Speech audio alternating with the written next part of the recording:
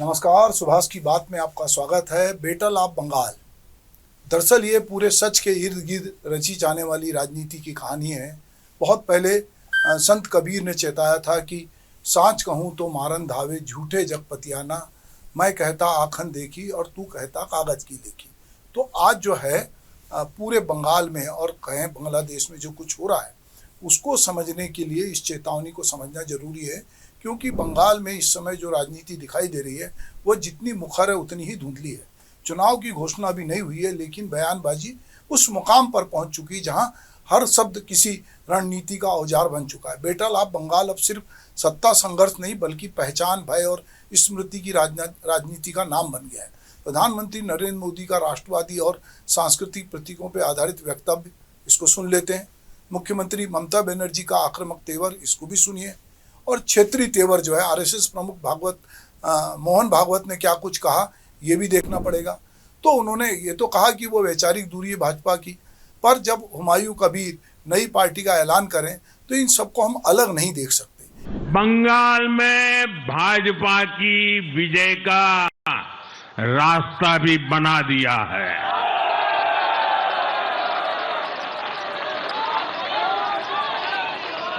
मैं बंगाल के भाइयों बहनों को भी आश्वस्त करता हूं, अब भाजपा आपके साथ मिलकर पश्चिम बंगाल से भी जंगल राज को उखाड़ फेंकेगी। आप क्या कहते हैं? आप खाली मिसरूल का बात करते हैं। मिसरूल तो आपका गवर्नमेंट का है। हम इलेक्शन कमीशन को, चेयर को रेस्पेक्ट करते हैं, लेकिन जैसे बिहार में 40 लाखों का ज्यादा आदमी को नाम निकाल दिया और बंगाल में भी करने वाला है। अगर करेगा तो घेराव कर्मसूची करेंगे, पूरा घेराव होगा, पूरा आंदोलन होगा। हम नाम काटने नहीं देंगे, हम नाम डालने नहीं देंगे। डिटेंशन कैंप में जो लोगों ने बाहर में है, हम उसको छुड़ा के ले आया, हम कोर्ट केस करके छुड़ा के ले आया। अरे जो आईन है आपका, जो कानून है, इसको हम बातिल करेगा, हम चेंज करेगा। हमें नहीं मानेंगे, हमें नहीं मानेंगे, हमें नहीं मानेंगे। तो मैं आपको फिर एक बार बताना चाहता हूं कि राजनीतिक परिवर्तन के बारे में सोचना मेरा काम नहीं है। हम समाज परिवर्तन का सोच के संघ का काम कर रहे हैं। परिवर्तित समाज क्या करना क्या नहीं करना इसका योग्य निर्णय लेगा, इसके बारे में मेरे मन में कोई दो राय नहीं है। यह एक ही राजनीति क्षण के अलग अलग अध्याय हैं। ममता बनर्जी खुद को स्ट्रीट फाइटर कहती है। यह केवल व्यक्तिगत बयान नहीं है बल्कि बंगाल की राजनीतिक परंपरा का दावा है। बंगाल ने हमेशा केंद्र की सत्ता को सवाल के कटघरे में खड़ा किया है। यहाँ राजनीतिक किताबों से कम सड़कों से ज़्यादा होती है। ममता इसी विरासत को आगे बढ़ाते हुए यह संदेश देती है कि बंगाल को बाहर से नियंत्रित नहीं किया जा सकता। पहले वामपंथियों की सरकार थी, पिछले 15 साल से ममता बनर्जी राज कर रही है। यही कारण है कि हर उस विमर्श को वो चुनौती देती हैं जो बंगाल की बाहुलता को जो है डिस्टर्ब करने की कोशिश करती है। इसके बरक्स प्रधानमंत्री का बंगाल में राजनीतिक हस्तक्षेप विकास से ज़्यादा सांस्कृतिक और ऐतिहासिक प्रतीकों के सहारे होता है।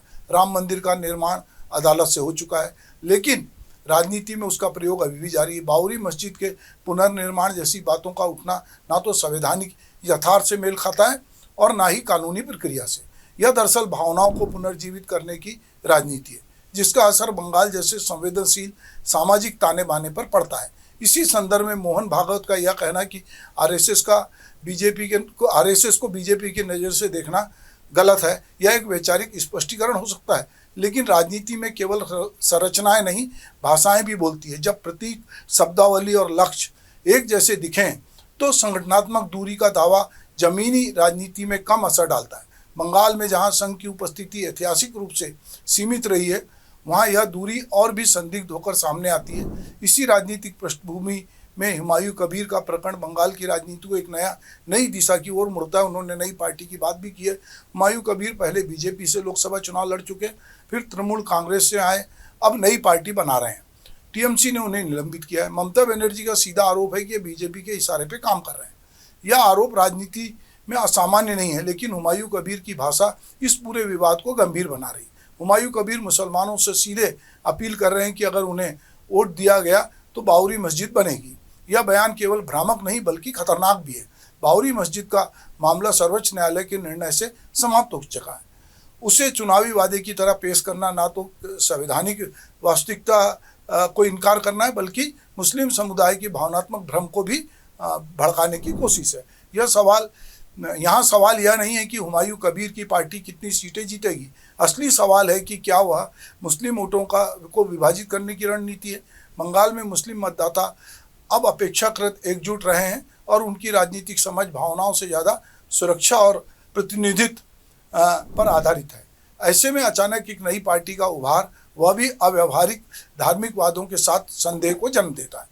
राजनीति में समुदायों के भीतर विभाजन पैदा करना कोई नई रणनीति नहीं है, लेकिन बंगाल में यह प्रयोग इसलिए संवेदनशील है क्योंकि यहाँ धार्मिक राजनीति हमेशा बाहरी हस्तक्षेप के रूप में देखी जाती है।